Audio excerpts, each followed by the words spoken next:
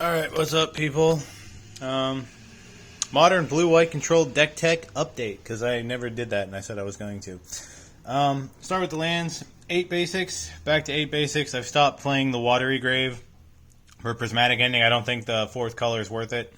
So 6 island, 2 plains. Back to John of On lands, because they just look the best in blue-white, I think. 7 fetch lands. 3 polluted delta, 4 flooded strand, because I have a lot of things that I want to get out, and I like fetch lands. 1 triome, 2 hollow fountain, 1 prairie stream, 3 celestial colonnades. Trying out these because they've straightened out and they look nice, along with my old promo ones, because why not? So 3 of those. It should be Hall of Storm Giants because it's just a better card, but Card Kingdom hasn't shipped my order yet for some reason, so I don't have those yet. And then 2 Glacial Fortress, because why not? Removal, 3 Supreme Verdict, kill everything, uncounterable, good. 4 Path, typical blue-white stuff. 4 Prismatic Ending. Blue-white control is the deck where this is best, because we don't have to splash a 3rd color to take out universal stuff. So blue-white control is the deck where this card is best. In other decks, like Jeskai and Esper, I don't think it's that good. But in blue-white, it's good because most of our cards are shit. And I'm trying out a main deck copy of Isolate, because exile target permanent with converted mana cost 1, which is basically all of Modern. So there we go. 4 Opt, just because it's the best cantrip we have. Because blue-white control in general now is not allowed to have good cards. So that's the best we got. Red can draw 8 million cards off of a creature that's ridiculously undercosted. That's fine. Blue can't have a good fucking cantrip that Tempo couldn't also use. Snapcaster Mages times 4. We have a lot of utility with Snapcaster Mage, so I like playing 4 in this build of blue-white. Counter spells. Another reason I like blue-white. Most of our cards are shit, so we get to still play Cryptic Commands. So I have 3 Cryptic Commands. 4 copies of Counterspell. This pairs really nicely with Snapcaster Mage. And then 4 copies of Archmage's Charm. Arguably the most powerful counterspell in the deck. Alright, so that's 11 counterspells. Win conditions. I have a 2-2 split of Jace the Mind Sculptor and Teferi Hero of Dominaria. And then 1 Timeless Dragon, because Wafo has been doing well with a single Timeless Dragon. I had 3 initially, but it was kind of clunky, so I cut it to 1 like Wafo. I figure if he's doing well with it, it's probably worth trying out as a one-of, for real. Yeah. No Little Teferi, because it's terrible in the main deck, in my estimation. That's the main deck. Pretty straightforward. Blue-white control pile. 1 Isolate. Could be a Solitude, but I don't like the card disadvantage. And you can't flash it back with Snapcaster Mage. But you could play a Solitude. I just don't feel the need to get one. I'm not even sure I'm going to keep that in the deck. So that's why I don't have that.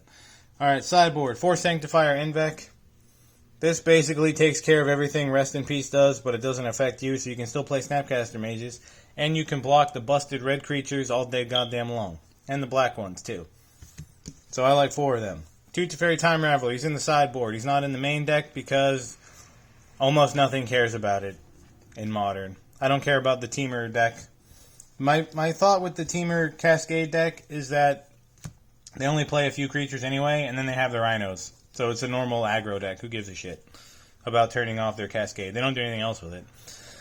2 copies of Dispel. I think this card's pretty well positioned right now, but I'm not sure.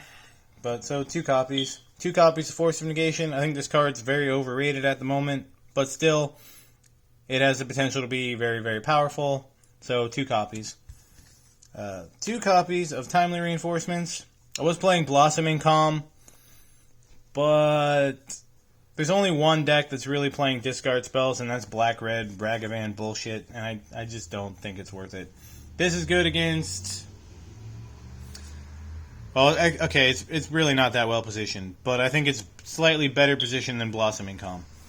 2 Celestial Purge. Could probably play 3 or 4, but I got 2. There's really no... You always play that in your sideboard of a blue-white deck. And then 1 copy of Dovin's Veto instead of the 3rd Force of Negation. just because, why not? And that's the deck.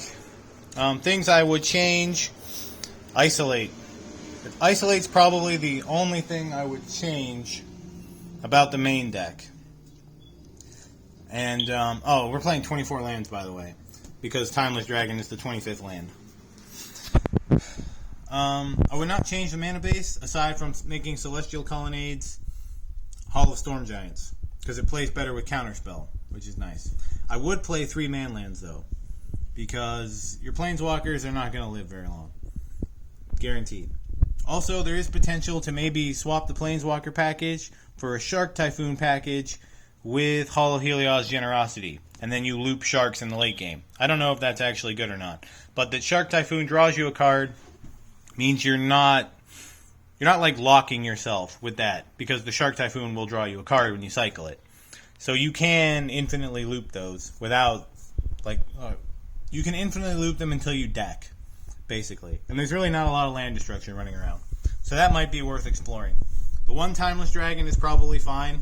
It's got to be better than the 25th land, right? So I would leave that alone. The Counterspell package is fine. I wouldn't change anything. And then the removal, aside from Isolate, is fine. Isolate could and probably should be a Solitude. I'm not going to lie. But I don't have one. So play a Solitude instead of an Isolate if you want that 12th removal spell. I guess you could play another Counterspell. Like play 4 Cryptic Commands like the old days. But I wouldn't do that. So yeah, that's the deck. Blue-white control for the people that asked.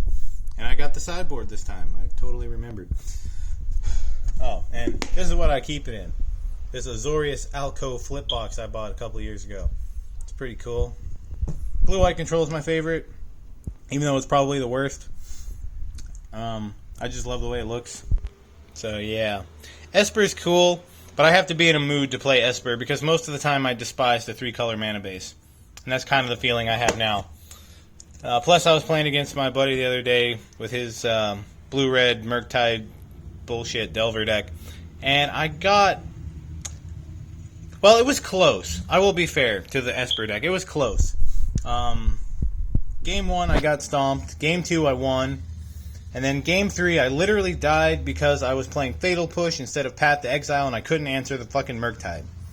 So, play Path to Exile in all of your control decks, unless it's Grixis. Then you have Terminate. But play Path. If you're going to play a white control deck, play Path. The land doesn't fucking matter because you're taking out their best thing. What are they going to do with it? All their stuff costs 1 or 2 mana anyway. So just play Path to Exile. That's the lesson that I took from the story. Yeah, that's the deck. Quick deck tech this time. Coming under 10 minutes. That's nice. Have a good one.